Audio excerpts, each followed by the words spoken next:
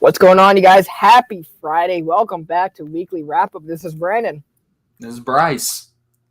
Yeah, guys, so we got a new time slot because I got a new job. So we're going to be doing the show now on Fridays for the foreseeable future. If anything changes, just make sure you guys check out the Instagram.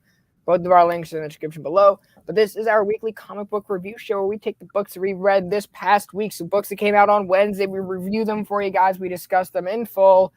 And we have a great time chatting with everyone in the live chat. If you guys are catching us on the replay, let us know what you thought about the books you read. If you did read books, what did you pick up this week? What did you read? What did you enjoy? If you're here in the live chat, you know we're already talking about that. But catch that every Friday, 8 p.m. Eastern time. Bryce, how you doing this week, bro? Doing all right. Semester's starting to wind down. Had another interview about a summer engineering internship today. Oh, nice. How'd it go? So, this one actually went really well. First one didn't go all too well, but this one actually went pretty well. Like, they seem to really like me. So that's awesome. Who wouldn't like you, man? Huh? Who wouldn't like you? I mean, you'd be surprised, actually. Well, let's say hello to the chat. We got our boy Manny in here. Tomorrow Cinema. What's going on, brother? We got Unruly Simeon with the tailgating. We got our brother JT Station, my brother Station. We got Sheena in here. She read Wonder Woman Historia, which we're going to be talking about. Alice in Wonderland and Little Monsters. Little Monsters is going to be Wonder Woman Historia. I wanted to buy that book in singles, but at $8 a book, I couldn't really justify it. But y'all know I'm going to be getting that hardcover. Yes, sir. I'm going to be getting that hardcover. Yeah, we are going to cover that on Archives to a degree. There's so much that I want to do for Archives, right? That nothing else about for that show. But Phil Jimenez's art in book one, I haven't read it, but I flipped through it. I almost bought every copy my shop had left. I'm like, nope, got to restrain myself. Like, right? I don't know. Hi, Eric. Eric here. Station, Eric. What's going on, brother? Good to see you in here. We got our boy Melvin always here. Good vibes to you, Melvin. Thank you for being here, my brother. We got Tristan in here saying, "What's up, guys? The books I got were Devil's Reign number 6, Moon Knight number 10, X-Men 1, Strange 2, Iron Fist 2, which that came out last week. I hurt myself at school by scraping my knees and spraining my wrist. But feeling better. Been there, man. Brother. Been there. Spraining your wrist is no fun. I broke this one and sprained it. But Bryce is in my top 35 comics. I keep moving down the list, man. Now I do say I needed to save money, but I did splurge today though. I did splurge today here. What'd you get? East of West hardcover, year 1. Nice. I said I was going to show off a book today. There was one shop in my area that had this left. Now, this was the only one they had, so good luck to me finding books 2 and 3. But they had book 1, Jonathan Hickman, Nick Dragata goodness. A lot of people consider this to be Hickman's best work. So I am super excited to dig into this. There you go. I have the first hardcover too. I've been waiting to dig into it. I know Steph has told me that how great that book is, and I think Eric's read it. Eric, you've read it, right? Eric was talking about how good it is. And I have the first 3 Trades of Manhattan projects along with Hickman's FF. So I'm gonna be going on a Hickman binge here pretty soon. There you go, dude. And you got his Fantastic Four omnibus. That's gonna be a freaking treat too. That's dude, amazing. I have volume 2 pre-ordered. It's gonna ship out here pretty soon. That book sold out quick though. Dang, maybe I gotta pick it up quick. Maybe I gotta pick it up, but I will say Amazon has the standard cover. Everywhere else I've found only has the DM. In stock trades might have it next week.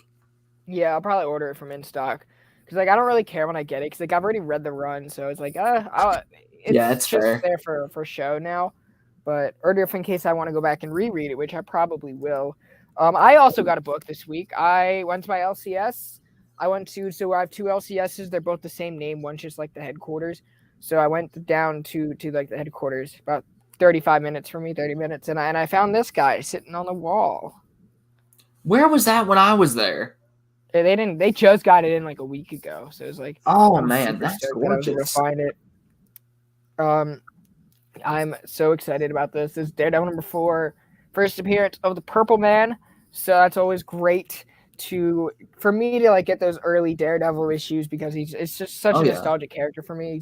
He is my favorite. So I'm super excited to I have think this either that now. issue, either that one or issue 5 is the first time that, or the last time that he wore the suit with the single D on it. Like I know it was either Issue issue 5 6, or 6 was the first one that had the 6 two to Ds, 7. and then 7 they changed it to red. Yep. Oh shoot, New FF job Volume anyway. 2 sold out on OPB already. Well, I was part of the reason for that. Then I ordered my Damn. DM cover on there the other day, which a lot of people were hating on, but it's Giuseppe Camuncoli, so I'm down. Like seriously, Epic Chemical is a good artist. oh, he's fantastic. So let's dive into the books.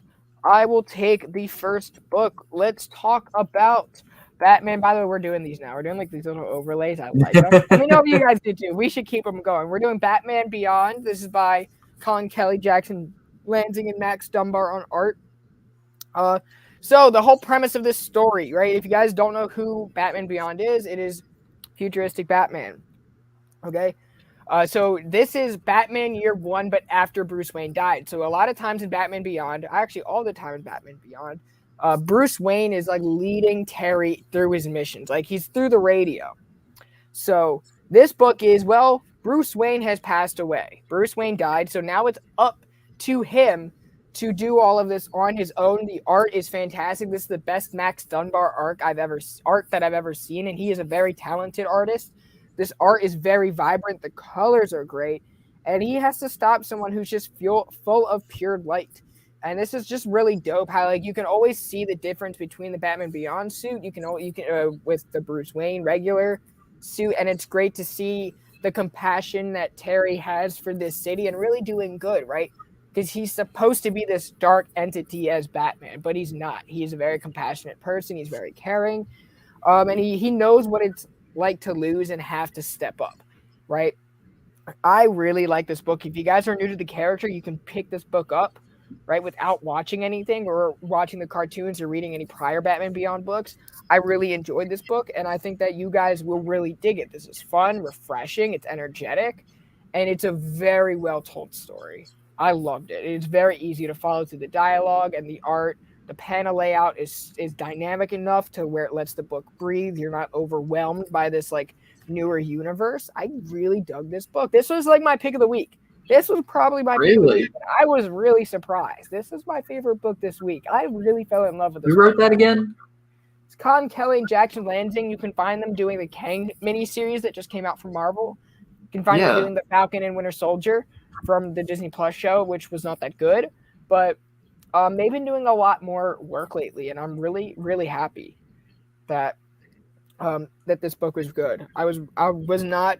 This book was under my radar until like I was at the shop or like until I saw it like the week before, and I was like, I'm gonna get this because I'm a fan of Batman Beyond.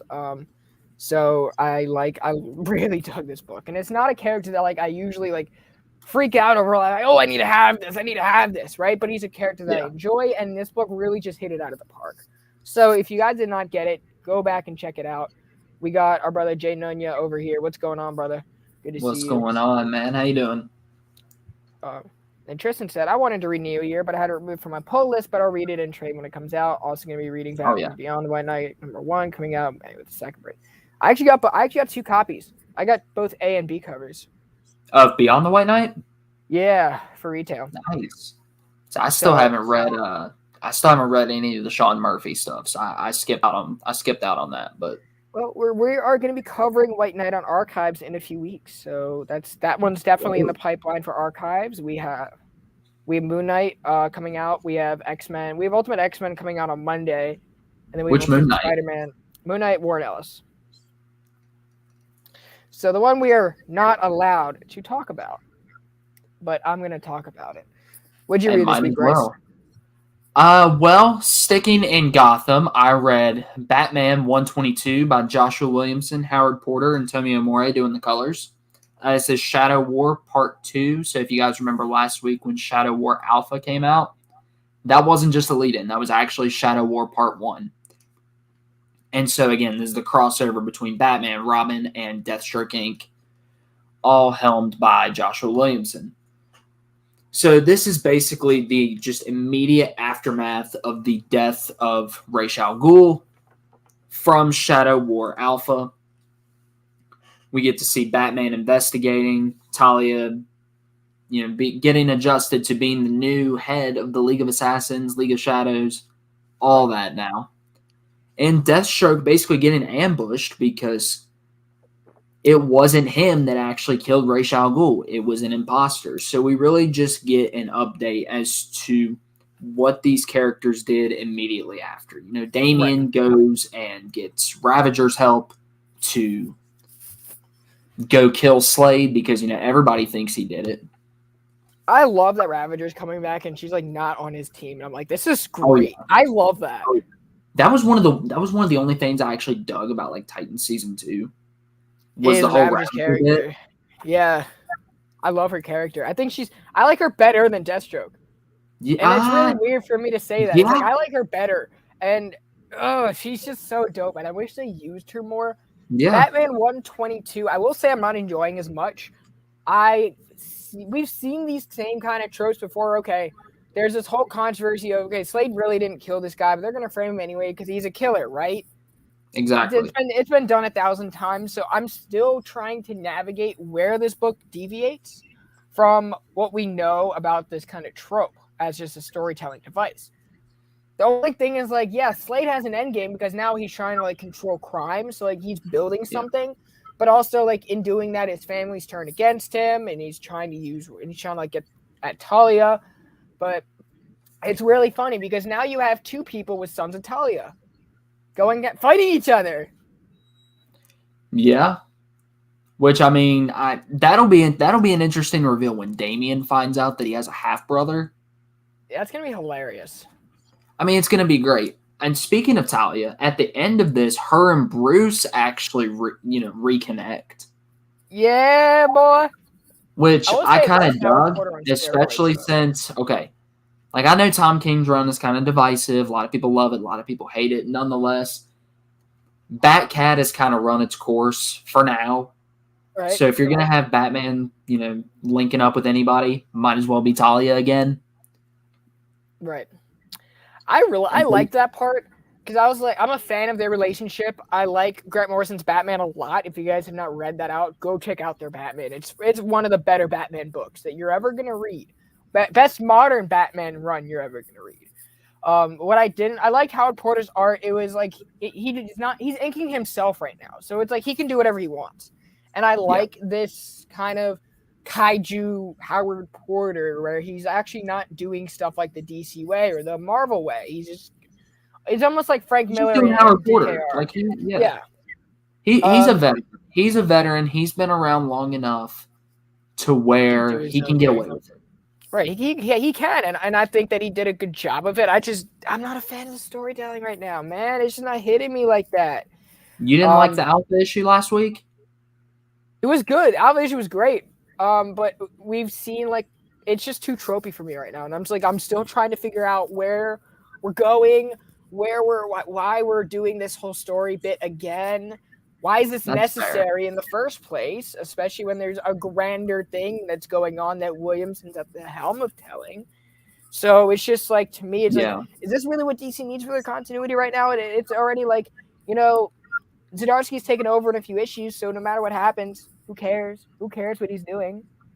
The one part of this story, or the one aspect of this story I'm looking forward to seeing the most, and the part that I think will be able to, give us a sign as to how this story arc is going to go, are the Robin issues. Yes. Because that's the book that Williamson has paid the most attention to. It's the one he obviously has the most care for, so he's going to have the most care for Damian's side of the story in this Shadow War crossover. Yes. And so if the Robin issues are a letdown, you can pretty much bet that this entire story is going to be a letdown. And I love Robin. Robin is one of my favorite books DC is going for them right now. So it's like either I love a Williamson book or it's like I can't stand it. I'm still trying to figure out why that is. We got a few more heads in the chat. Well, Melvin asked, did we read Lemire's Moon Knight? Jeff Lemire, how about you answer that? Did you read your own Moon Knight, Ron? Not yet. Not yet. It is sitting over there on the shelf though to probably be read. To probably be read when I hop a plane here in a few weeks. I don't know. I might take that with me. Yeah, I've read it before. I read this when I was reading Lemire's Extraordinary X-Men, which was really dope. But I need to go back and reread this, which is why when we cover Warren Ellis's, I'm also going to segue that complete collection into that. We got Mr. Sexton in here. Yeah, pop in. Come on, we'd love to see you in here. Man. I need to read He Who Shall Not Be Named's Moon Knight that he did with Declan Shelby. Yeah, I'm just joking. I do have the first issue over there. I know each issue is kind of self-contained. Yeah. So I'll at least read the first issue, and then I might see if I can track down the other ones. We got Brother Joe in here. What's up, Brother Joe? Good to see you. Good to see you, sir. Oh yeah, I haven't eaten dinner yet, and he's rubbing it in my face. No, Batman and Robin I have heard is great. I have the first story of it over there, so I have heard that is a great run. Same with Tomasi and Gleason's Superman. That's the run I want to read by them. Yes, their Superman's great. Their Superman is great. What's the next book that I would like to talk about? What else do you read this week, B? I've read so much. All right, let's talk about this one. Strange number 2. Since I was kind of talking negative about Batman, I'm just going to continue with the book that it was also very underwhelming to me, and that is Strange number 2. The reason why it was so underwhelming to me is because it was so freaking fast. Like, literally, I got done reading this in 2 minutes. I was like, what? And I just put it down. I was like, usually Jed MacKay is a writer that provokes a lot of thoughts and a lot of great character moments that I like to think about after I'm reading or while I'm reading, right? I'll just, like, admire a specific moment. There was none of that in this book. This was very action-heavy as we are fighting the Harvest Man because Clea is trying to bring Doctor Strange, Stephen Strange, back from the dead because she doesn't really want to be Sorcerer Supreme, and B, she wants her husband back. So she has Warren enough to bring him back. Harvest Man's like, no, he's a disciple from the wherever death goes, or like whoever is claiming death. So they're not letting that happen. Death is not letting Stephen Strange return. And while this is going on, right, the village from the previous issue that Clea went to save got attacked by pirates and got overrun, and it blew up, and everyone died. The art was fine. We didn't get a whole lot of character moments until the very last 2 pages where we're back in New York and we have Clea and Wong talking. But other than that, it was like, Clea is getting her war face on, so her dark dimension aspect. She's like, yeah, I'm a mixture of both. I don't just like go ham on these guys. So it's like I would have liked more of that. But we just got a whole bunch of action and it looked good. It really looked good. But yeah, this was a letdown because it was so fast. It just went boom. So no, that's. But, I mean, if you guys liked it, hey, yeah, seriously, like I know I enjoyed the first issue. I couldn't really fit it into the poll this week though, and unfortunately, out of all the books that I was getting this week, that was just the book I was the least excited to continue. And I mean, it sounds like out of the books I had to choose from, that was the right judgment call. Right. And it was weird because like I really like this book and I'm really gonna see where this is going because I've been really impressed with Jed MacKay's work, so I don't see this stopping anytime soon. What is going on, 62? What is going on, 62, man? How you doing? Too soon. I explained this to you earlier and you use it against me? Too soon. Tristan says there is a series that I would like DC to make an Elseworld series called Bat and Catwoman Renew Your Vows. It can be about Bruce Lee and finally getting married, have a kid, and have a happy ending. Bruce Wayne happy? Yeah, I don't think I've ever seen Bruce Wayne being happy, but it was like, yeah, that's a solid pitch. Other than the webtoon. Well, it's interesting. What would the Wayne family look like if it had like a proper family? Meaning like you had Bruce, Damien, obviously the dog, and Goliath, and Talia, right? Or even let's say Selena, right? I'm at I don't know. Stop provoking. I would be down to explore that, but I don't know which writer would want to take that on. I think Gracie would have a DC very wouldn't even make strange that relationship with his.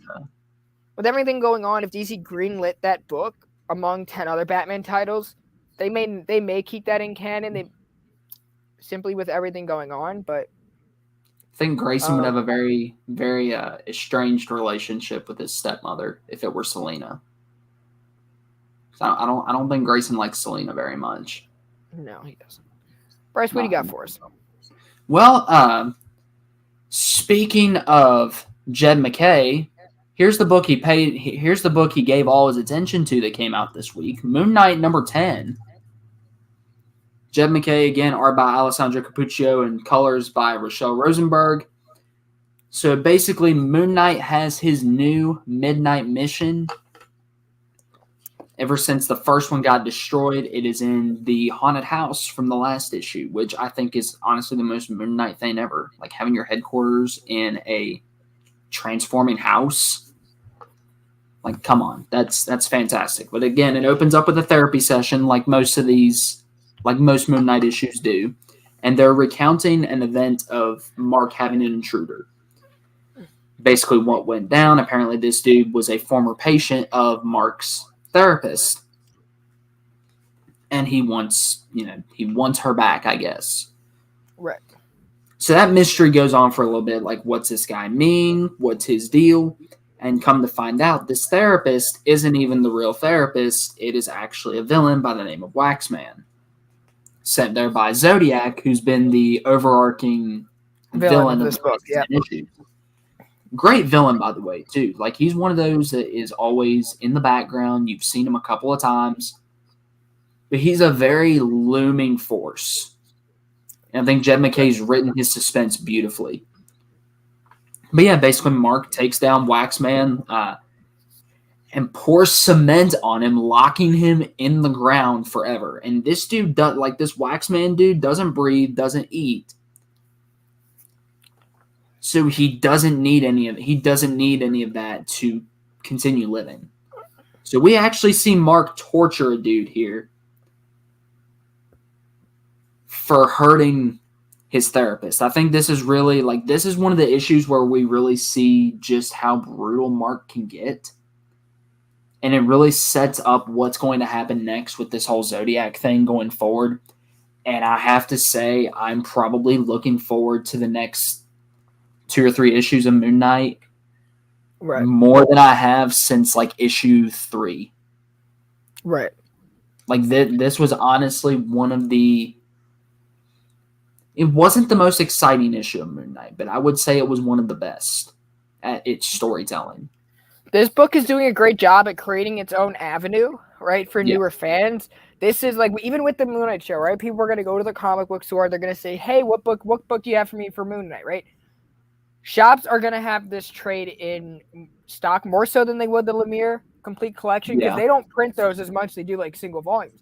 So you're going to get Jed MacKay's Moon Knight, and it's so refreshing. It is a breath of fresh air. They put a lot of thought into exactly what they want to tell and exactly the tone of this book. It's not parallel to the Disney Plus show, but it has a lot of the same elements that you can kind of get that dark vibe, and then this book is just expanding that tone, which I really appreciate. Cappuccio's art, brand new artist, which they're just knocking out of the park. I like it a lot. We got Rage in here. What up, brother?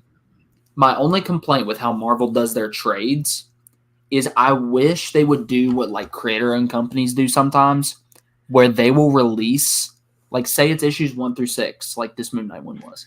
They will release the trade for issues. I wish they would release the trade for issues 1 through 6. Either the week before or the day issue 7 comes out, or whatever the next issue is. That way you could really make it accessible and be like, hey, you like Moon Knight? Cool. Here's a trade, and the newest issue came out today, so now you're caught up whenever they come out if you want to continue. The trade, and honestly, I think this is Marvel's best book. I genuinely think Moon Knight is Marvel's best book right now. Now, Daredevil is right there. I just think Moon Knight is ever so slightly taken over. Right. I'm not sold on Marvel or DC doing their trade paperback game. It's weird because DC would usually put out these hardcovers as like the first volume. Robin wasn't like that, right? Because Robin, I don't think Robin sold as well as Nightwing did in that first arc. But they did it with Harley Quinn. Harley Quinn got a hardcover, and Robin freaking out. Okay, yeah, no, that doesn't make any sense. You're right. Marvel is weird with their first volumes because like they'll wait until things are convenient or like some things are not convenient for it to be printed, and it's so weird. While like Strange Academy doesn't have a hardcover yet, it is so weird why we're just now reprinting Jason Aaron's Avengers in the hardcovers and Daredevil, and now what are we doing with Fantastic Four, right? Was it Hellions? Hellions is getting ready to have like its entire series collected in a hardcover. And so is Wolverine. Like 1 through 12, which is gonna be freaking dope. I'm probably gonna pick that up because I loved that. We got I'm definitely getting Hellions. What is up, Chad? I'm definitely going to be grabbing Hellions if I can. And then we got Ragin over here. Shout out Ragin, right? He is a cool guest from the community on every Sunday, 3 p.m. Eastern Time, 12 Pacific. Make sure you guys check that out. And, of course, our brother Manny, Tomorrow Cinema, who's always dropping amazing content. Short book reviews, amazing edits. He also does creator interviews, which is a very popular thing over here. So make sure y'all go check out, show some love all around to those guys. You guys have seen Ragin's links in the descriptions in some of the videos. Some of you guys are probably familiar. Manning's link is in the description below, as always. 62, I like Demon Days. Picked up excellent. Thanks. That's it for Marvel. DC is Swamp Thing, a nice house on the lake. Swamp Thing has been a great book, bro. Swamp Thing has been great. Knight's House on the Lake has me completely lost right now. I'm not going to lie. And I think it's just because when you're reading the big two, you're just familiar with all these other characters. When you're reading almost like an indie book, it's harder to associate yourself with 8 other characters while you're trying to keep up with everything else. I'm going to just wait for the trade or the hardcover, right? And I have them all. I'm picking it up. It's just floppies, and then the hardcover will be there. 62, I am gonna put you on something. Daredevil is relaunching in a month, so definitely start grabbing that from Marvel if you can, and then we'll talk about Devil's Reign here in a little bit too, and how great it was. But Brandon, what else you read this week? I'm gonna knock out all the X books real quick. All right, first book we have Space Pirates. I'm at Marauders. This is by Steve Orlando. The artist is someone I'm not as familiar with, but their art almost has like this manga anime style. It works for this book, where it worked for this first issue a little bit. Steve Orlando is a very talented writer. He was on the show recently, so that replay is available for you guys to check out more information on this book. However, I'm going to give you guys my thoughts reading it now. The artist is Eleonora Carlini.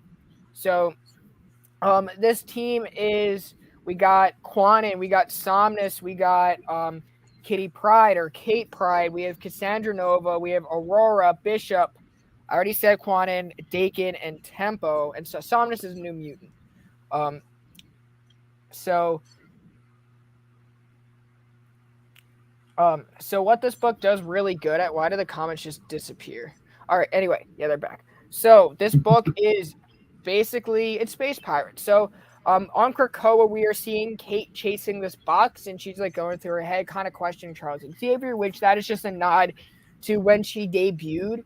And she wasn't always in agreement with Charles Xavier when she debuted, and she was crossing over with New Mutants. It was like, she's too old for the New Mutants, but she's too young for the X-Men team. So what are we going to do with her? Right? So that was kind of it. And she runs into Cassandra Nova, who is a parasite who broke off from Charles Xavier at birth. This is part of the Grant Morrison X-Men. So that I cannot recommend highly enough. If you guys do want to find the starting point to get your X-Men knowledge, that's it. That is the modern starting point. And then you go straight into Astonishing, because it's also just... Yeah, because it carries on what Grant left at, right? Yeah, true. So we are exploring this box, and Cassandra Nova comes onto the team, and everyone is doubting her because she is a notorious villain, right? She's bad. She's no good. And because she's so closely associated with everything Charles Xavier stands against, everyone just wants to keep her away because we don't know what to do with her because she's a parasite. Once Krakoa started, she now gets a body, right? Kind of like how Sinister gets a body, right? Yeah. She gets a body. Quanon and Betsy split. So Cassandra Nova, you should expect nothing different. Jean arrives in her X-Men red suit from Tom Taylor's, which was dope, right? Because that was like the last time they met. And it was like, that was a cool little tidbit. Orlando knows his shit, guys. Orlando really knows. And if you guys watch the interview, you will know exactly what I'm talking about. Orlando's on point. So we end up going to space to find out what this secret is, what was in the box. And that was the first blood spilt of like Iraqi Krakoan blood, of X-Men, of mutant blood. And it turns out we flip over to the Shi'ar Empire where all of this is going down. And the newest leader, Lilandra's daughter, figures out what's going on. So she sends out, I don't remember his name. She sent out Delphos the Red, who is also in association with Eric the Red, which that is the big reveal that they sent Eric the Red out and Delphos to stop the Marauders from getting in there simply because they were the ones that killed the first X-Men blood, first mutant blood, and they don't want that to get in the hands of the Marauders. The Marauders are like, screw that. We're coming after you guys. We got our brother Legion here. What is up, Legion? Mark, good to see you. I always forget Eric the Red. Eric the Red's an actual character now, because every time I hear about him, I automatically think of like him, like Cyclops dressing up as him in like the Silver Age or whatever. Right. So I always forget he's like an actual character now. When you said that, it kind of threw me off a little bit. He is. Tristan says, why do I get the feeling that Dakin is going to marry both Aurora and Samus at the end of the series since he likes them both? In Krakoa, anything is possible. You have a threesome between Scott Summers, Jean Grey, and Wolverine. So whatever flies. I mean, thanks for that, Jonathan Hickman. Yeah. That one was all Hickman. That I will say, that was all Hickman. Right. Are mutants still immortal and death is irrelevant? So right now, the way that everything is working out with like they're immortal, but they're also at their most fragile, because if one person dies, then that can erase their whole timeline, right? It's weird because that person has also been cloned, so it's like we don't know if that is controlling the universe right now, or the way that X-Men's immortality work. Right, for now they're immortal, but that can be stripped away at any given moment, depending on the fate of Moira McTaggart, which is pretty dope. And I honestly prefer, actually, I'm gonna correct this. I prefer Jean, Emma, and me. Put that in there. Polaris said it was okay. But no, I mean, like, I don't know. X-Men right now is just, it's all off the wall. It's all just, we're in totally uncharted territory. Like the fact that they can resurrect people at any moment, but yet again, one person can restart their whole timeline. And honestly, I have a feeling that will happen. Probably.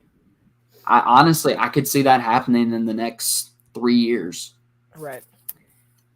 I mean, Mark, if that's how you feel, I mean, it doesn't really speak anything on the writers for me. I mean, I don't really care because it's not really affecting the plot of the book. So no, they honestly haven't even touched that since, I think, like, they haven't touched like the 3 aspect of it all since like X-Men issue 1 of the Hickman run, and then they haven't touched Wolverine and Jean since like X-Force issue 10. So it's been a while since they've talked about that group of 3 in particular. I mean, I'm really enjoying the X titles. If you are a longtime X-Men fan, these books are definitely for you. I wouldn't recommend them to anyone who is a new reader because there's so much modern history that's taking place in here, right? It's influenced by elements of the Fraction Run, Brubaker, and Morrison. So, I mean, I wouldn't really say throw this away. This is more like taking what they laid on the table and just expanding it to a whole new degree. I mean, we're still figuring out where all this is, but yeah. But, I'm still digging X-Men. Speaking, and I'm going to move on and talk about X-Force number 27. Let's see if we can find that. throw up. That's X-Men Red. I mean, I can go ahead and talk about that one if you want. All right, yeah, go for it. Go talk about X-Men Red. Talk about this one. Alrighty. X-Men Red, issue number 1 by Al Ewing and what's his name? Stefano Caselli. Stefano is his name. Yes, Stefano Caselli. Great artist. Fantastic artist. Honestly, I enjoyed this more than I did Immortal X-Men. Like, honestly, if you could only get one X book from the past 2 weeks and you had to choose between X-Men Red and Immortal X-Men, I'm picking X-Men Red all day. Like, this book, honestly, was fantastic, especially if you're a Storm fan or a Magneto fan. So basically, this is carrying over from his run, from Al Ewing's run on Sword, and is dealing primarily with Arakko, which, for those of you don't know, or for those of you that don't know, is the newly terraformed Mars that happened in last year's Hellfire Gala. So it's a lot of this issue has to do with Storm still coming to terms with her position on Arakko. You know, people keep referring to her as the Queen.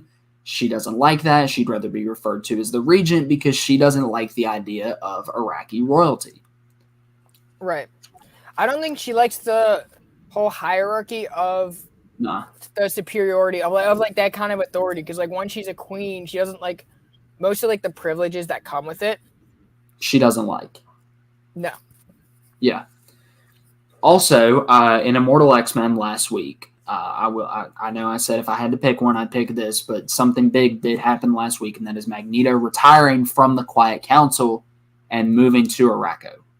So he shows up again here, moving to Arakko. He encounters this fisherman who he basically tells his story to and builds a castle in the middle of nowhere on Arakko with while talking to this fisherman. So that's basically Magneto's entire story. We cut to this bar where Sunspot's hanging out with some guy, and Vulcan shows up, and Vulcan's causing a whole lot of trouble, as Vulcan does. They don't like that. Sunspot goes to try and knock him out. His powers aren't working, and Thunderbird comes to save him. I didn't know Thunderbird was alive. Just shows you how much X-Men I've kept up with, recently. Like, I don't know if this is Thunderbird's first time showing up or whatever since he's been back to life. He showed up at the end of Child Magneto. Okay, so yeah, I didn't read that, but it makes sense that they would resurrect him. So yeah, Thunderbird's alive. He basically tells Vulcan off, and so they're getting ready to get into it until Cable and Brand shows up, which Brand, if y'all read Sword, she's up to something. Cable probably doesn't know about it, but Brand is up to something. She's working with Orcus. So that comes into play. They give Vulcan a job at Sword, which, nobody likes. We get some more moments between Storm and Iska, who's one of the members of the Iraqi Council.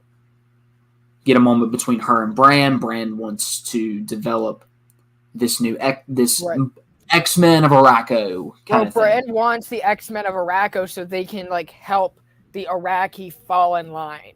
Almost like a takeover kind of thing. And Storm's like, no, F that. Yeah, no. He's like, Storm isn't into that at all. Right. And so which fits given Brand's actual motivation. She doesn't like that. I lost my train of thought. Hang on. Yeah, Storm doesn't like that. Cut back to Magneto. He's hanging out in his new castle. Sunspot shows up and basically says, Brand wants to start these X-Men. Maybe she's kind of right, but we can't work with her, so we can't call them the X-Men. And so Storm shows up, and it's like, well, we're the Brotherhood then. Which I thought was dope. She got a whole new look. Just honestly fantastic. We are getting this new Brotherhood of Storm, Magneto, and Sunspot at least. Right. Maybe, we may get more. Maybe Thunderbird comes along eventually. Maybe Cable sees what's going on down the line. This is just the initial team. And honestly, this is a fantastic team. This is a fantastic book. Al Ewing continues to knock it out of the park. He is one of those writers at Marvel that you just know you are going to get a quality product. Right. What's going on, Fable Station, everybody? Station Quick question Fables. though. Quick question: who got you covered? Who got you covered? Stay tuned. Stay tuned. Who got you covered, Fable? Yeah. So X-Men Red, best X book of Reign of X or of Destiny of X so far, in my opinion. Eric also loved it. I think I really like the bar scene with Vulcan kind of talking on the Shi'ar Empire. Again, that's from the Brewmaker Rise and Fall this year. So if you're confused there, that's what that is in reference to. Is Vulcan used to lead the Shi'ar Empire. He used to be their ruler. So I know a lot of people were confused about that. That's why Vulcan is like kind of kicked out of Summer's family. It's because he's a villain. And Havoc and Polaris were sent in with like a ragtag team to stop him, and they did. And then Black Bolt fought him. And that's where you get War of Kings, right? Black Bolt versus Vulcan. It's phenomenal. And no, Mark, Magneto was not found guilty because that was the worst X-Men book that was ever written. And trial of my patience. Yeah, it was a trial of whatever bullshit's coming out of my ass. But we got Mike Knight in here. What is going on, brother? Bumblebee Tuna. What's going on, man? I don't know what that's in reference to. Is that just a bit? I don't know. I just thought it was funny. I don't know. I like it though. I really like it. Yeah. So I really am liking X-Men Red. Al Ewing is just one of the best writers in comics at just creating new concepts, shedding the skin, but also like completely motivating the plot forward. He's pushing it beyond anything else. It's really cool to see like the flipped dynamic of the X-Men and the Brotherhood of Mutants. Yeah. I like how Magneto was written as kind of like just guy who doesn't really want the spotlight. He's like, I got too much spotlight. I need to retire. And he friends like some random, right? And I was like, that's just a complete Magneto thing to do. I really dug that. That was freaking cool. You know, Stefano Caselli's art is great. And if you have the time, read his work with Secret Warriors New Warriors. Yeah, New Warriors with Hickman. That book is fantastic.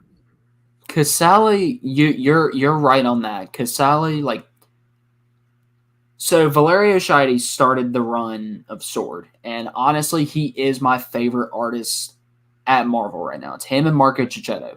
If you are going to have anybody replace Valerio Schiti, Stefano Caselli is the way to go.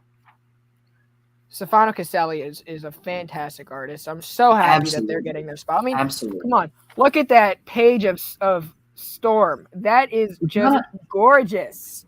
His work kind of reminded me a little bit. Now, obviously, there's some differences. They're their own artists. It kind of reminded me a little bit of Russell Dauterman, and I love Russell Dauterman. So I am here for it. Yeah, Sword, couple of dud issues, kept getting hounded by events. You know, but Al Ewing scraped those apart. What'd you say? Al Ewing what? Scraped them apart, right? It's almost like a snake shedding its skin. He's like, I'm going to shake off all of these, but... No, yeah, and I'm not gonna lie. Sword, as great of a run as it was not done justice. No. So I'm glad they're starting to do X-Men Red justice, so that maybe people will go back and read Sword to get the necessary information to fully understand this. Right. What up, Nick? Station Nick, guys. Nick and Knight. Spoiler-free reviews are coming tonight. And we got Bobby Delagoto in here. What's going on, brother? Station. Cannot say enough good about X-Men Red. I'm having a hard time to not talk about it anymore. Like, it was probably that or the other book I had was probably my pick of the week. Oh yeah, Batman New Year, just because of like the shock value of that book for me, it is my pick of the week. And I was like, yo, I didn't know that this was gonna be that good, and I'm gonna push that forward as much as I can. Screw X-Men for the week. Except this book, X-Force number 27, by Ben Percy, art by Gil. I forget their first name. So this is a continuation of everything going on from the previous X-Force book, but also what is going forward with the fallout of Lives and Deaths of Wolverine and how the X-Force are going to answer to Cerebro kind of getting corrupted, taken away. We have a meeting at the Quiet Council of exactly what Beast's role is. Sage comes in and it's just like, you know what? No, because you forgot to tell them that you freaking decided to colonize this place and fuck everything up. And now that we have Omega Red, who we've been dealing with before, you're the reason why he went rogue. So we failed him. So this book is we are going to resurrect Omega Red, but also give him amnesty, give him forgiveness, apologize to him, and try to move forward, because if they didn't mistreat him in the first place, he would have never gone out and made moves with the vampires, and he would have never betrayed Krakoa to the point where he felt the need to time jump. And that was all Beast's manifestation. Sage is bringing this out from the Quiet Council. So that was super dope to see. The art is good. It has that gritty feeling. I think Gil is coming into his own shell with that. There is something that is attacking Black Tom Cassidy and something that is attacking Ford, which we are going to investigate on Krakoa. So they don't want that getting out. So that is exactly what the X-Force is for. Abigail Brand confronts Beast. Now, they used to have a relationship together. Yeah. So it's really interesting to see the way that this was written. And they're almost they're cordial here, right? But they bring back Omega Red. And they see that something is going on with Black Tom Cassidy, and Cerebro, the helmet that was blue, that's always been blue for the past 3 years, is now red, and it has something infected, which I think it is going to be the plants that we saw at the Hellfire Gala that consumed everything, right? Because are they still doing that? I think they might. That plant story went on in X-Force for so long. I ended up dropping the book because it wasn't going anywhere. Is it starting to go somewhere now? Yeah, because now they're attacking Krakoa back. So I'm like, okay, cool. Okay. Yeah, hey, heck yeah, man. You got, how many books did you say you had left? I have one left. Is it Daredevil? Yes. All right, let me breeze through these. All right, so we got She-Hulk. We got She-Hulk #3 by Ramo Rojay Antonio. This book is very much like middle-aged girl, a middle-aged female, attractive, moves or goes back to the big city and tries to kick off her life. So you're going to get a lot of like those uptown city vibes. The art is drawn almost like Housewives of LA kind of thing, or like Sex in the City, kind of like one of those reality TV shows, right? The beauty of this book is you are walking through Jen's life and her relationship with Jack of Hearts, their friendship, and she's also trying to get her life started while also tending to Jack of Hearts, helping him get his life back. So this just goes to show how great of a character she is, and it's like we're walking through the daily life of She-Hulk, right? As a lawyer, as a friend, and just trying to resume everything. The art is very clean. The panel layout's it's easy to read. I really like Rico Renzi's colors in here. He also did the colors for Spider-Gwen, so that's why they look familiar to a lot of people, and they stand out that way. But Manny, no worries, brother, no worries.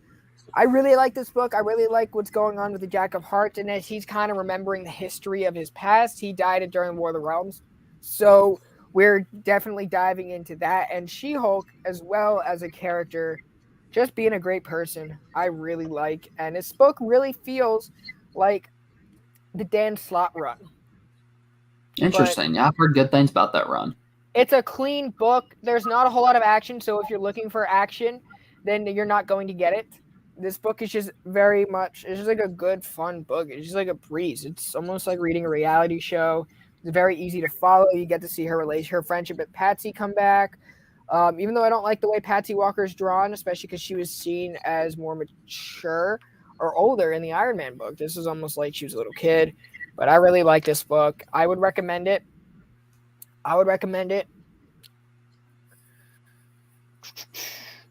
Okay, I like this question. Before I get to that one, She-Hulk #1 was refreshing and fun. 2 is nothing, and 3 was where does it fit? It's in between 1 and 2. I would say #1 had a stronger start. 2 was fine, but this is more dialogue heavy, right? You're not gonna get a whole lot of action. You're not gonna get a whole lot of who's the next big bad, and it's like maybe we don't need a big bad right now.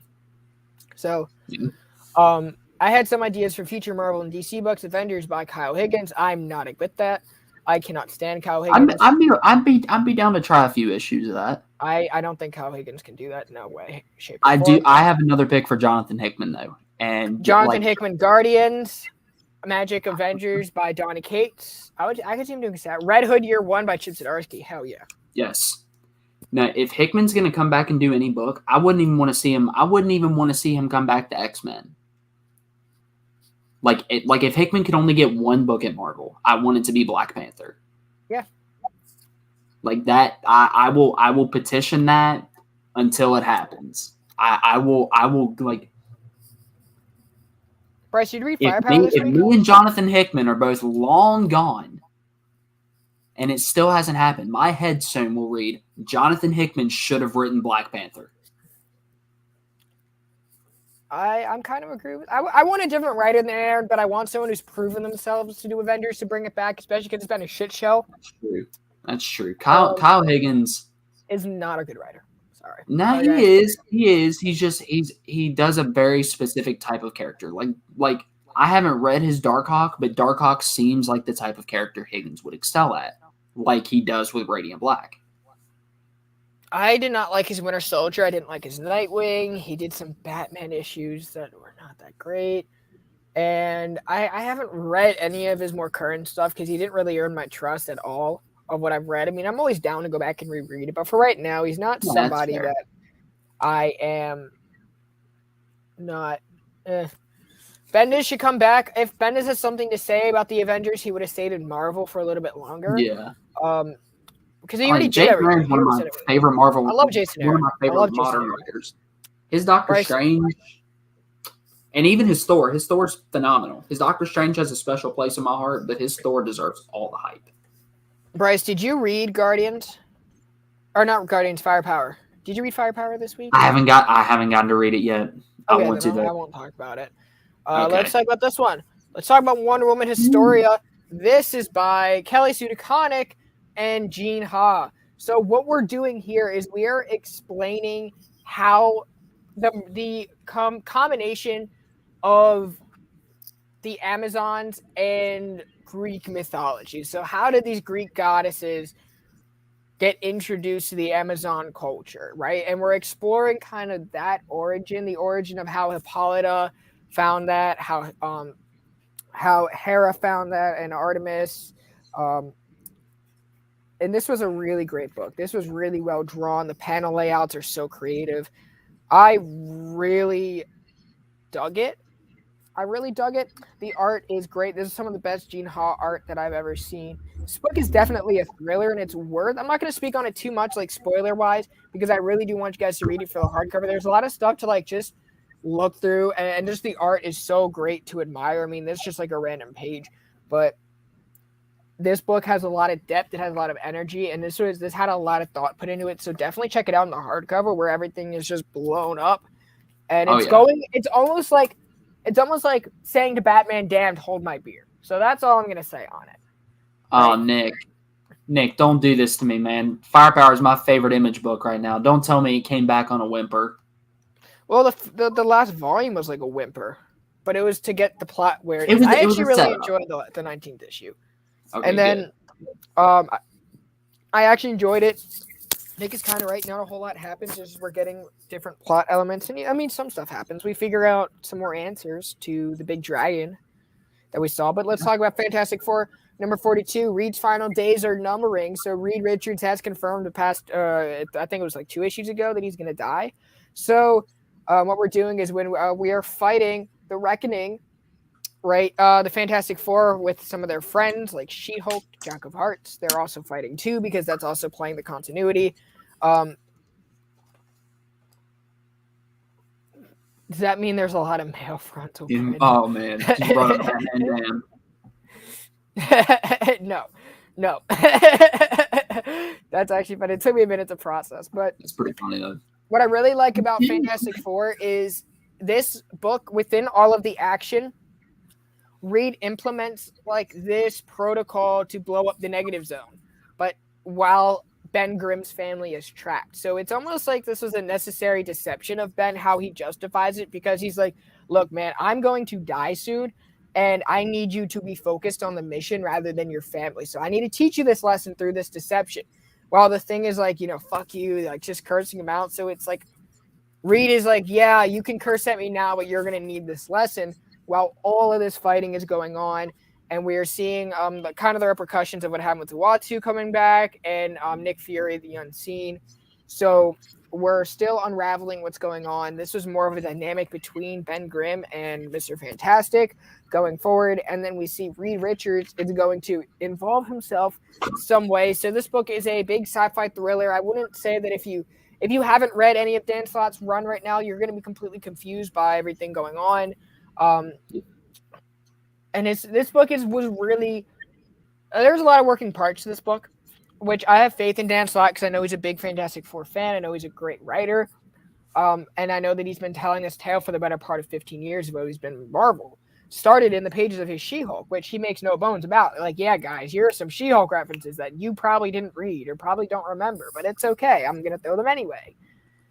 Didn't they just bring Reed and Sue back, though? Like, why is Dan Slott already trying to kill him again? No. They got... No. They've been together. They've been together for a minute now. No, I'm saying, like, in 2018 or whenever this run started was like their first time. They came back after 3 years. He started in 2017, and we got the wedding between Ben and Alicia. Okay. So it's been a little longer than it seems. Yeah. Sometimes I forget just how long 42 issues is. Right. And I agree with what Mike says. Some writers are good. Oh, yeah. I like Jason Aaron's Conan stuff. His Thor was great. His Punisher's great. His Avengers is not so great, and that's okay. No. And I can say the same thing about Bendis in DC Comics. Sorry, guys, but I'm going to say it. Jason Aaron honestly reminds me a lot, and just hear me out on this comparison. Jason Aaron from Marvel reminds me a lot of what Joshua Williamson is for DC. He can helm a lot of singular characters and drive them to new heights, like with Thor, like with Doctor Strange, Conan. But when you put them on a team book or a high-concept, high-profile book, they don't excel as much. Yeah, I can see that. We got one more book left to talk about. Bryce, I'll let you do the honors. Thank you. So we're talking about Devil's Reign, issue number 6 of 6 by Chip Zdarsky and Marco Cicchetto, the creative team of Marvel over the past 3 or 4 years. And I will hold that to anybody. I know I said Moon Knight was Marvel's best book right now. This is Marvel's best run of the past however many years it's been going on. Agreed. Since 2019? Yeah, 2019, I think. Late 19, early 2020, something like that. It ran for 36 issues, so we're at least talking about 2.5 years. Because I don't think it ever went bi-monthly. Before you get into it, I really like this comment. If you guys have not read Batman Universe, it's with Brian Michael Bendis, Nick Darrington on art. And it's just a fun little Batman adventure. It's like a fun little Batman adventure. It's so dope. And he teams up with Green Arrow. And it's like, it's fun. It's really fun. And they have to take down, oh my gosh, he was the first villain in Legends of Tomorrow. Vandal Savage. Yeah, they got to take out Vandal Savage. Yeah, and they could have put Tom Kane on Superman, and then we would have... Superman Up in the Sky was a great book. And John Kent would still be a kid. If they just put Tom Kane on Superman, John Kent would still be a kid. Because we know from his Mr. Miracle and books like that, Tom King can write families. It was so funny because we when we were recording Archives yesterday, Steph, Michael, and myself, we were talking about, like, Super Sons just had so much more story to tell. Like, their time was not done. I think as a fan of that book, I was not ready to say goodbye to Peter Tomasi. I was not ready to say goodbye to their friendship. And I was like, dude, Super Sons was one of my favorite books. Superman by Tomasi and Gleason. Superman is the best dad in the world. I loved it. Lois Lane was in there. I loved it. You know, you got your moments of Crypto too. That was dope. You know, Up in the Sky was literally a love letter to exactly what you see in Superman. It's like, it is a very inspiring book. It's deals with not really heavy topics in life, but like importance, and it's filled. It's like, Tom King does a great job in the book. It's filling in like emotional holes, right? Yeah. Almost like he's just flowering them up. I really liked it. I will say,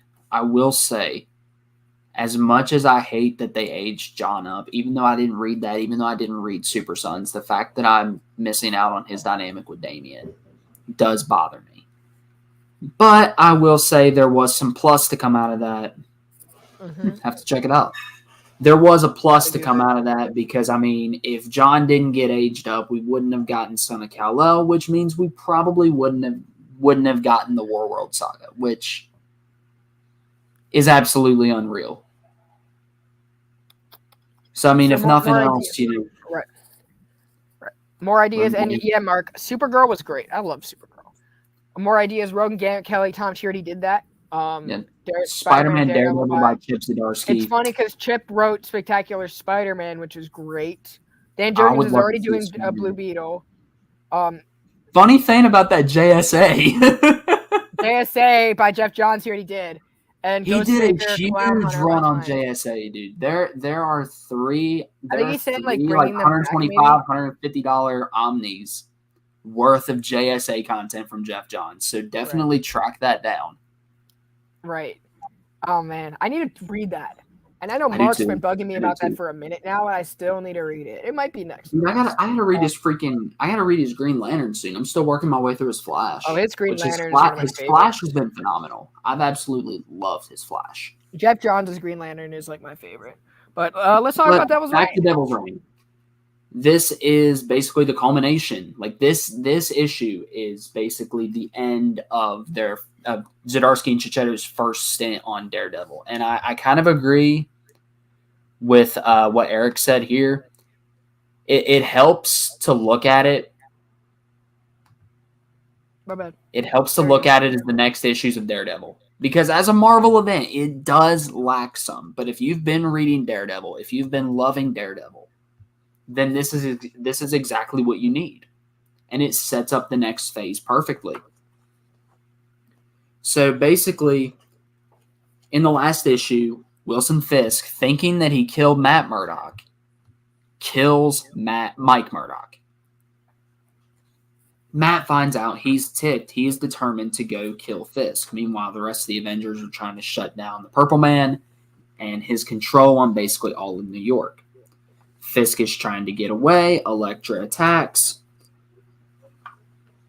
And Matt joins her, basically saying, nah, you don't get to kill him. If anybody's going to kill him, it's going to be me. Right. I'm the one who's a killer. You're not. Pretty much. Pretty much. So they're going at it for a little bit. Otto finally gets taken down. We see the Fantastic Four and Moon Knight for the first time in this event out of prison. So just everything's coming together. Cut back to the main focus. Daredevil is Matt's fighting Fisk. Elektra's fighting Typhoid Mary.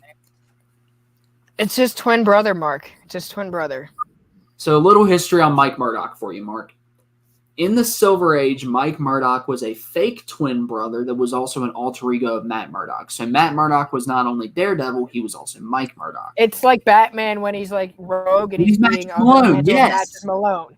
So it's basically the same thing. So if you understand Matches Malone, then you can understand Mike Murdock. But then something happened, and Mike Murdock became a real person, and he has been working with Wilson Fisk's son to try to take over as the co-kingpin of sorts. But, oh my gosh, that's amazing. Cat Murdock, I love that. Murdock, that's awesome.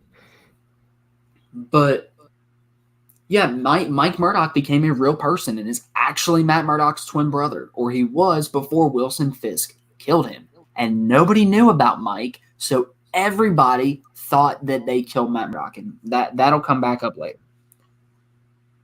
Purple Man confronts one of his kids. No, yeah, that's the whole thing. That's how it started. Mike Murdock was Matt in the Silver Age. But then they evolved, and it was like, okay, we're going to pull like a Matt Murdock lookalike like from somewhere else, and he's like fake almost, right? Pretty much. That's like the more modern retelling. Pretty much. That's how it started, though. Hi, John. Good to see you, John. By the way, you guys, John's Saturday mornings with his kids, that is like the spot to be every single Saturday. Oh, yeah. So it'll be at 11 a.m. my time. It'll be at really dark, specific time. Why can I subtract 3 hours? 8 o'clock in the morning. That's a great show. I'm going to be there if I wake up on time. because I've been sleeping in lately. Yeah, it's solid. It's solid. The ending, I don't think, is meant to really wow you. I think it is just meant to get you from one phase of the Zdarsky-Chichetto run into the next. It's like we're focusing on part 2 because during the first run, like there was this whole prophecy that we just never got answers for. This next arc or this relaunch is going to be answering those. Like, I genuinely believe that this was like the absolute carnage of Daredevil. This is. And it makes me wonder what this run's Kane in Black is going to be. Right. Yeah, Purple Man's confront one of his kids, and Luke Cage tries to help him. This is one of my favorite moments too. Matt really discovers how evil Fisk is. Like, you got to read this to find out. I don't want to spoil that part for you because it is just bone chilling. When you know what I'm talking about, Brandon, when he gets a hold of Fisk's like cane, and tries to command him. Dear Lord, Matt goes to kill Fisk though with one of Elektra's size, and Elektra stops him, basically saying, "Look, like you're not an assassin." And this parallels really nicely with Purple Man's son, who wants to kill Kilgrave, and Luke stopping him. Right. So those are some really nice parallels. We get the loose ends tied up. Thunderbolts are stopped. Purple Man's kids defeat Purple Man. I love that. Yeah, Purple Man's kid gets basically adopted. Like he's going to like a foster home, I guess. Find out Luke's running unopposed. So Luke Cage is now your mayor of New York. Right. Which is amazing. Awesome. Wilson Fisk gets arrested. Butch frees him, takes him to the Stromwinds, who we haven't seen since, I want to say, like the 20-some-odd issues of Daredevil. So it was great to see them again. They want Fisk to run for president. He doesn't go for it. He trashes everybody in that house to basically tell Butch, Fisk's bow to no one. Which I thought was dope. He makes Butch the new kingpin. Butch finds out about Mike. He's very upset. But now we flash forward a week. Matt and Elektra are talking, and Matt basically says, everybody thinks Matt Murdock's dead, so might as well lean into it. I'm ready to join your war. Because if you don't know, earlier on in the run, Elektra wanted to recruit Matt to join her war with the Hand. And Matt finally agrees. And at the end of it, on this very last page, we see Wilson Fisk and Typhoid Mary retire as a couple and set sail to God knows where. So that is where we are going forward. Wilson Fisk is retired. Matt Murdock has joined Elektra in the fight with the Hand. Luke Cage is the new mayor. And this is all stuff that has been set up. Either the Luke Cage stuff got set up in Devil's Reign, but we are paying off stuff in this run that has been going on since issue 1. Since the beginning. And we're getting a continuation of it. And what's really cool is there was a certain villain that was recently got an issue number 1 who's going to be very much in it. Yep, we need a Luke Cage series. David Walker, come back and write him, please. It's the 50th anniversary, Marvel. I know it's Spider-Man's 60th, but do something for Luke Cage, please. Right. I know Fable was saying earlier he wanted Miles to do, or Jed McKay to do a Miles book. Sorry, I had a hiccup. I'd be down. I would be down. I'm trying to think of another writer that I would like to see. I think if Jed McKay did Miles, that could be the elevation that Miles needs in 616 continuity. And you could still have Peter there because Jed McKay is a writer at this point. You know what would be dope? Kelly Thompson. On Miles? Mm-hmm. Fair. Kelly Thompson would be dope. I think Jim Zub would be dope. I think Zdarsky would even be. I think Zdarsky could write any hero in New York. Right. You could give him Luke Cage and Jessica Jones. Yeah. Yeah. I think Kelly would do a great job at writing a Miles book. Yeah, I think Kelly Thompson would be great. Oh yeah. Please, just anyone that's not named Nick Spencer. Keep him away from the Spider Office. Please. Oh my gosh. Yeah, this was a great week of books, guys. This was a great week, and thank you so much to you guys for being here. I know the change was a little bit abrupt, but it's weird because my job, some days I'll get off at 6. Well, some months I'll get off at 6. Some months I will have Monday off. So if I have Monday an early day, we'll move it back to Monday. If not, it'll be Friday. So just stay tuned. Stop naming hack writers. What are you talking about? Kelly Thompson's a good writer, bro. Her Captain Marvel was actually really solid. She did Jessica Jones. That was solid, too. Don't play with me, bro. Kelly Thompson's Black Widow is also pretty freaking dope, too. She's great. She's a good writer. That book, the Black Widow book, won an Eisner. Yeah. Jay, Kelly Jessica Jones. Well, no, okay. I'm saying, like, you could do a combined. I never name hack writers. Because they're married. I know Kelly Thompson did Jessica Jones, but I'm saying like the book would be Luke Cage and Jessica Jones because they're married. Right. Why not have them work as a team? Actually, the last hack writer that was on the show is actually no longer welcome back and is currently not even in the X office anymore. So we'll leave that there. Trial of my patience. Oh. But it was they booted her from the X office? She's not in the X office. She's not doing a book after that shit. Oh, shoot. She's out like on all these like Hellfire Gala pods. I was like, did you even get invited back to the Hellfire Gala? That's fair. Yes. Every Baker would absolutely kill Luke Cage. Yeah, and I'm also trying to think because like, I don't see him coming. I don't see him doing Big 2 work anytime soon. Coming back to Big 2, but I know Marvel will figure something out for that. They better. They've been putting all this effort into Spider-Man, and I mean, rightfully so. He's their biggest character. He's one of their best characters. Yep. But next week should be a light week for me. I think next week is another light week. I think I have 15 or 16 books next week. Dude, I think I have like 2. Like next week is super light for me, and that's like 2. That's 2, even if I get like Electra 100, which I might get. Next week, Stefan and I are going to be interviewing Mark Waid. So that's going to be really dope. And that's going to be this time, 8 p.m. Eastern time, Friday the 15th, April 15th. So be here for that. That's going to be fantastic. Other than that, we moved Archives to Monday. So you're going to see Ultimate X-Men then, followed by Ultimate Spider-Man. That's what we can announce now because we were recorded. We got more stuff. We got Moon Knight after that, and then Batman White Knight following. And then maybe we'll do another DC book there. But I'm excited, man. This is definitely, that's a great show. It's always pre-recorded, so look for that to drop Monday. I want to say Monday morning. And then we got Christ on Infinite Rants on Wednesday. We're going to be doing a Star Wars show with Officially Star Wars over on Instagram. Super excited to sit down with him. Steph and I are going to be talking about the Clone Wars with him. And we're just going to be talking about like that universe as a whole, as like a general topic, favorite moments, and just exactly why everyone loves the show. Who's seen it? Which Bryce? Are you still reading? Are you still watching it? I'm still watching through Clone Wars. If I had Smallville has taken over my TV. I'm not even gonna lie. Smallville is taking over my TV right now. I need another co-host. Melvin. Smallville is a good show, man. Like it. A lot Melvin, of the take him away. A lot of the effects are dated. But the story, the performances, even the writing, which shocks me from the CW, it's a little cheesy, but it fits Superman. It fits Superman very well. I like Smallville, but it's no Clone Wars. I've been thoroughly impressed with Smallville so far. I'm almost done with season 1. It is great. Smallville's great. I'm still behind on Superman and Lois, and I'm still behind on Peacemaker.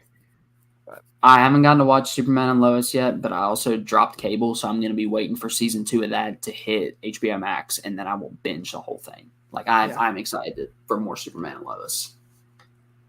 You couldn't get the. But yeah, I think that about wraps it up. Yes, it does. Thank you guys for coming out. You said you have that interview this time next Friday. Right, this Friday. This time next Friday. Friday the 15th, week from today. And so yeah, I guess we'll be back here in a couple of weeks then to talk more weekly comics with you guys.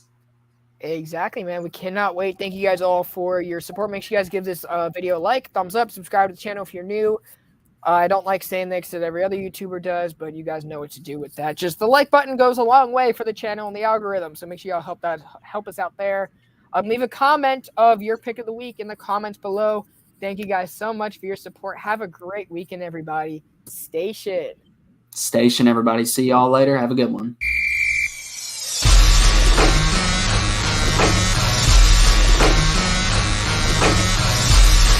Yeah!